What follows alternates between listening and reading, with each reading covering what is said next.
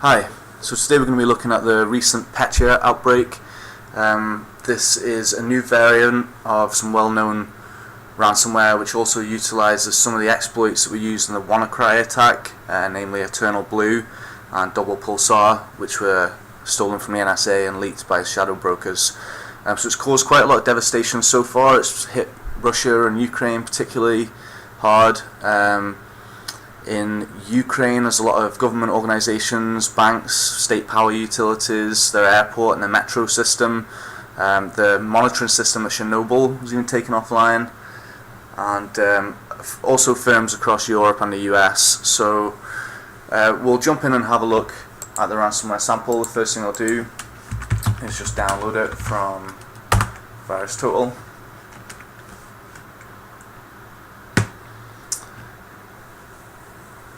And then we will move it to desktop.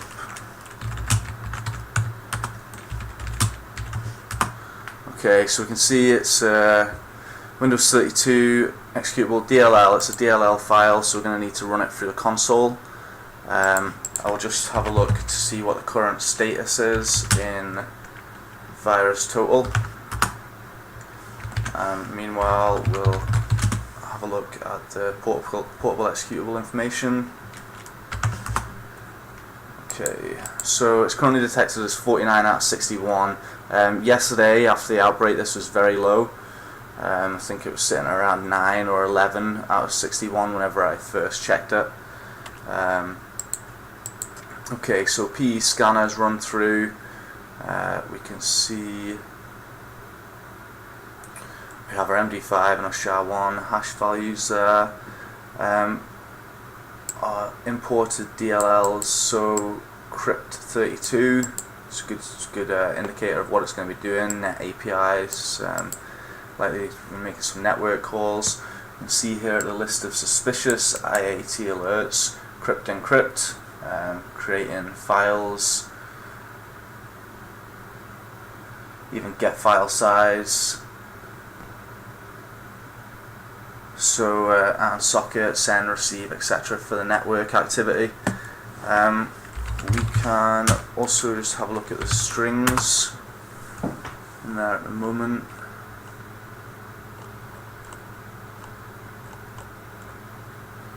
Padding. Okay, so there's quite a lot of strings in there. I'm going to try and narrow that down. We'll just look for strings that are longer than 10. Try and get a bit more meaningful information. Okay, so straight away we can see our ransom note here and the email address. By the way, this email address has actually been taken down, I think, by the email provider, which means if you pay any bitcoins to this address, you're not going to get your files decrypted. Do not pay the ransom. Yep, so we can see the full. This is what we're going to see whenever it's actually encrypting the files. We can see our functions that are going to be used here. Obviously a lot around encryption.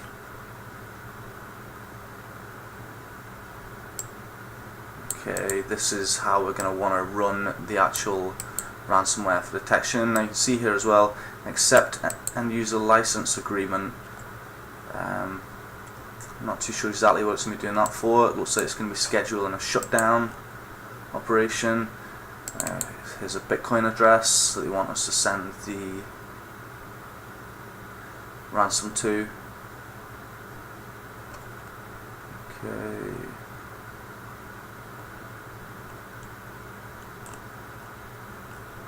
Okay, and we're back onto the original list that I looked for there. Okay, so that's fine. What I'm going to do is jump over to the Windows system so we can do some dynamic analysis.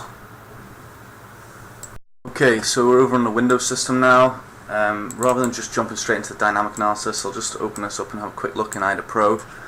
I have mentioned on previous videos I'm no expert with IDA Pro, and there's quite a lot of functions, quite a lot of subroutines in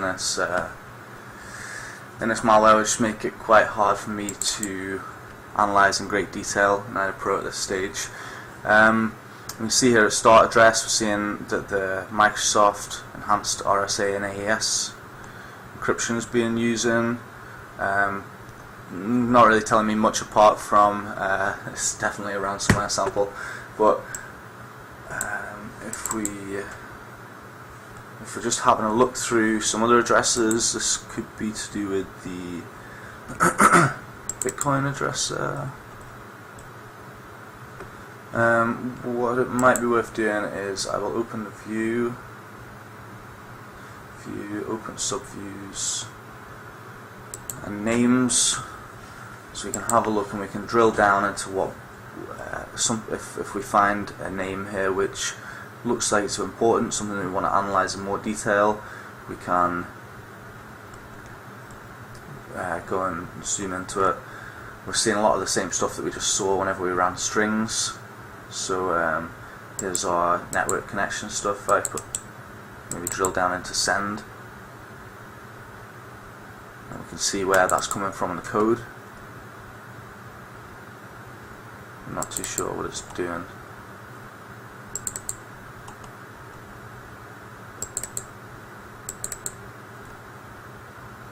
Okay, the readme.txt is going to be dropped, and you can see the ransom note being created, the Bitcoin address, the personal installation key.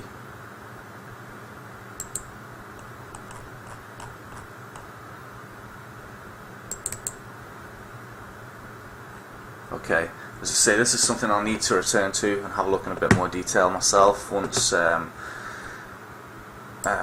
detailed analysis has been put out by some malware analysts and AV vendors with a bit more knowledge, so I can go back through and analyse it in more detail myself.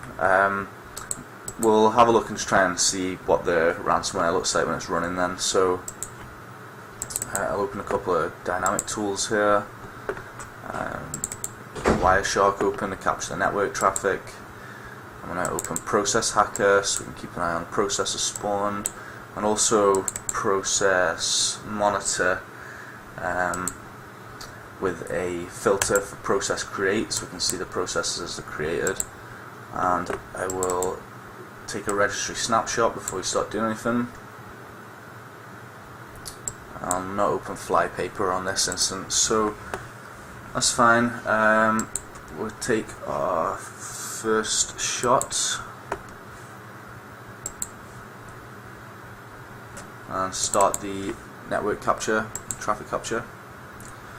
Okay, I'm going to minimize these, and because this is, we saw it was a DLL, we're going to rename that .dll. We're going to open command prompt. It must be run as an administrator, and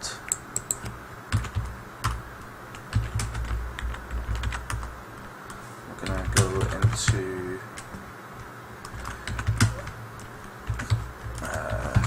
users, crystal, desktop. Okay, so now what we want to do is run DLL32 and the name of the file, and then the entry point, in this case just 1. Okay, so that's going to run. If we open Process Monitor, we're going to see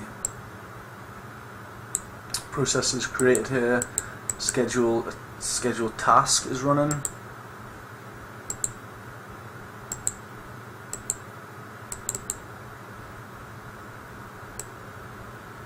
And it's scheduled to shut down for 12:25.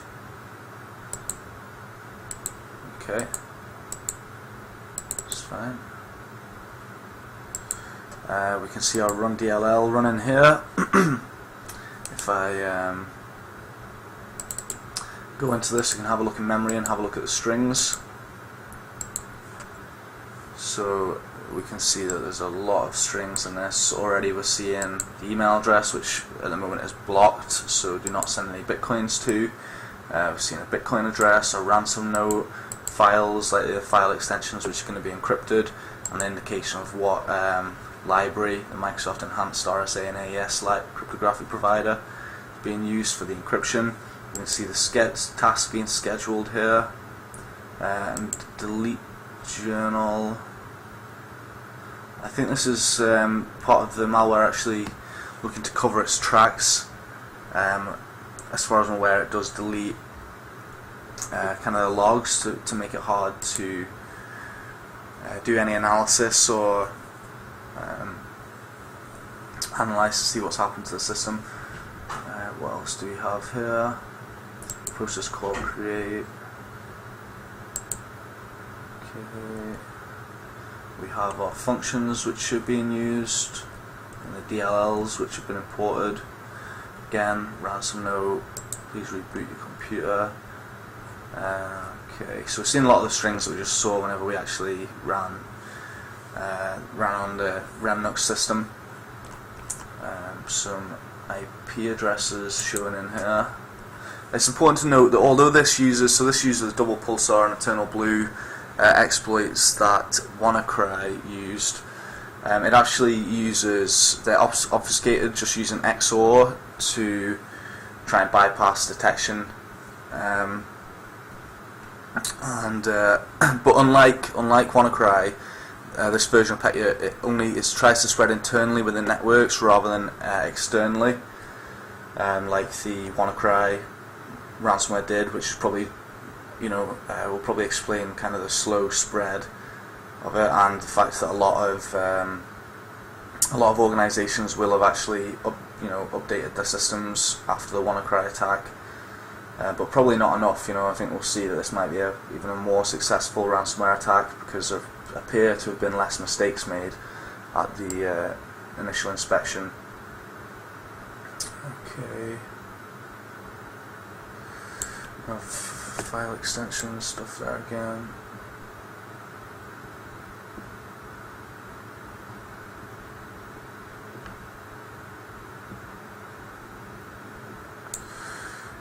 Okay, let's minimize this, see if we've seen anything else here.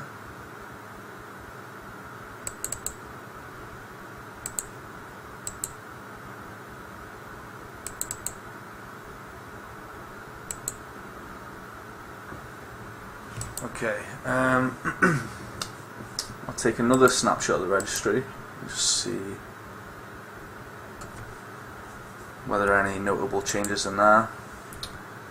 We can see in Wireshark there have been some requests made from this address to 172.217.236.46. Let's follow that stream. Okay.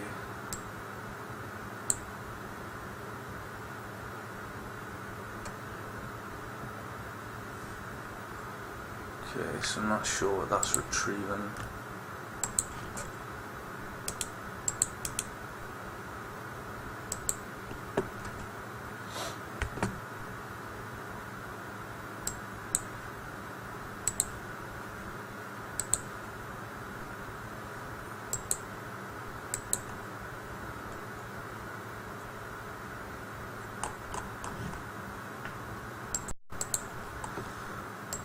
So we have quite a lot of traffic here.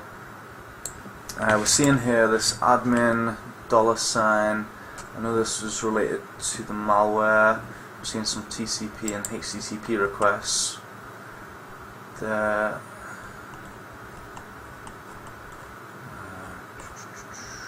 We also have some SMB2 protocol requests. Looks like it might be trying to scan the same network there for the SMB vulnerability. I don't have any other machines currently on this. This is a VM network. I don't have any other machines on there, but we can see a lot of traffic, which looks like it's trying to maybe probe other addresses.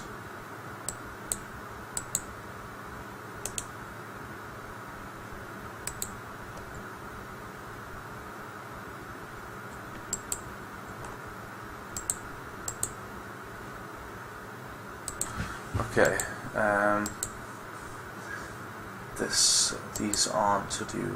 these new processes are just Wireshark, I explored, they're just from myself, not from the malware. Okay, so we'll just quickly compare the red shot.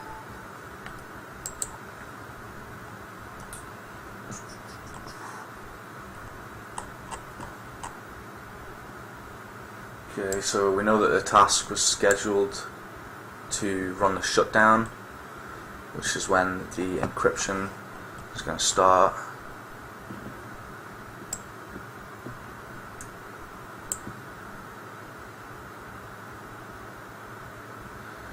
Some of these DHCP interface options may be to do with the malware as well. I'm not too sure whether they would just run anyway. These time terminates. Okay. I'm gonna reboot the system because I know they've scheduled a shutdown task, but it looks like it's probably going to take a while for that to occur, so we'll just try and force things along. Restart computer.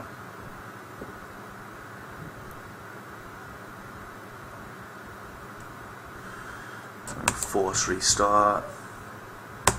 Yep.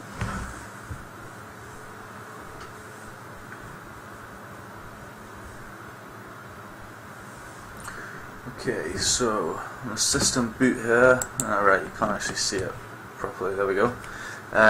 Okay, repairing file systems, check disk is repairing, sector, etc, etc, etc. So this is actually when it's performing the encryption. Researchers did note on, I saw researchers noting that if you see this stage, if you catch it early and just turn off your computer, then it won't actually encrypt your files. This is it. This is it going through the process now. So if you can catch it early, if you see this happening, turn off your computer, and then you'll be able to use file recovery to actually just get your files back from the, or use like a live disk to prevent the ransomware from taking your files. Okay, so this is going to take a little minute just to run. Once this hits 100%, we'll see the ransom note, so I'll just pause this for a few seconds. Okay, it's nearly done. I'll just note as well that researchers advise that if you block the path C Windows perfc.dat PRFC.dat from writing or executing, then it will stop Petya, because it's used for the run DLL 32 import. So if you block that, then you won't be infected. And if you are infected, don't pay the ransom. Okay, so that's now we have a ransom note. Oops, your important files are encrypted. If you see this text, then your files are no longer accessible because they've been encrypted. Perhaps you've been busy looking for a way to recover your files, but don't waste your time. Nobody can recover your files without a decryption service. We guarantee you that you can recover all your files safely and easily. All you need to do is submit the payment and purchase a decryption key. Please follow the instructions. Send $300 worth of bitcoins to the following address. Send your Bitcoin wallet ID and personal installation key to this email address. So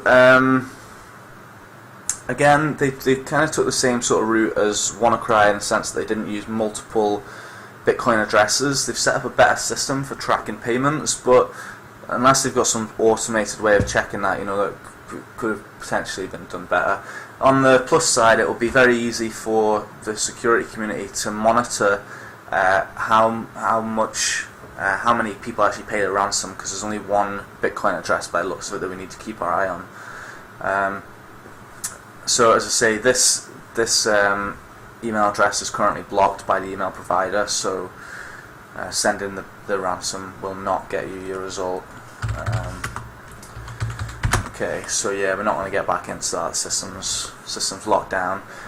Something I might be interested in doing after this is maybe doing some forensic analysis on the actual disk image to see if any of the files can be recoverable. We saw with WannaCry there were a couple of mistakes which allowed files to be recovered. There's 3 major mistakes there, aside from the Bitcoin tracking issue and the kill switch. They made numerous mistakes. Anyway, that's it for now. I hope you've enjoyed this ransomware analysis. I know it was quite a basic run through of Petya.